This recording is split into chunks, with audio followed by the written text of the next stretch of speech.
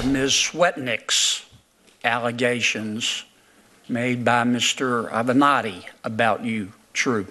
Those are not true. Never met her. Don't know who she is. There was a letter released within 2 hours of that breaking yesterday from, I think, 60 people who knew me in high school, men and women, who said it was, their words, nonsense, totally, the whole thing, that's totally ridiculous.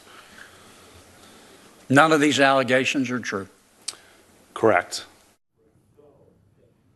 Well, the Senate Judiciary Committee has referred creepy porn lawyer and one of his clients, Julie Swetnick, whose name you just heard, to the FBI for alleged conspiracy to mislead Congress during Brett Kavanaugh's Supreme Court confirmation hearings. Creepy porn lawyer and his client claimed without evidence that Kavanaugh was involved in a very long series of gang rapes, 10 perhaps, that happened decades ago in suburban Maryland. A short time ago, CPL spoke about the potential criminal investigation into him. Here it is. We welcome the investigation requested by Senator Grassley, who obviously has no idea what he's just done. What he has effectively done is he has now opened up a Pandora's box, and my client and I are very much looking forward to a full and complete investigation into my client's allegations.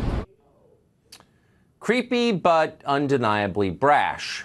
But unfortunately for him, that is not the only bad news he received today. CPL also blew up his presidential campaign completely by suggesting in an interview with Time magazine that Democrats should nominate a white man for president in 2020. That's obviously not allowed in today's Democratic Party. Mr. Porn Lawyer previously was seen as a frontrunner for the Democratic nomination 2 years from now. Senator John Kennedy serves on the Senate Judiciary Committee, and he joins us tonight. Senator, thank you very much for coming on. So if you would mind explaining to us what this criminal referral is about, on what basis you made it. They're very serious allegations. The committee is alleging that Mr. Avenatti and Ms. Swetnick violated Title 18 of the United States Code, basically conspiracy, making a false statement, obstruction of a Senate committee. Basically, the basis of the allegation is that Ms. Swetnick and Mr. Avenatti said that Ms. Swetnick had personal knowledge that Judge Kavanaugh spiked punch with drugs and alcohol, that Judge Kavanaugh, now Justice Kavanaugh, fondled women, and that Justice Kavanaugh raped women. And Ms. Swetnick said she had personal knowledge of that. Then when she gave interviews to the news media, she recanted most of that testimony. The Judiciary Committee interviewed 10 witnesses trying to corroborate Ms. Swetnick's allegations.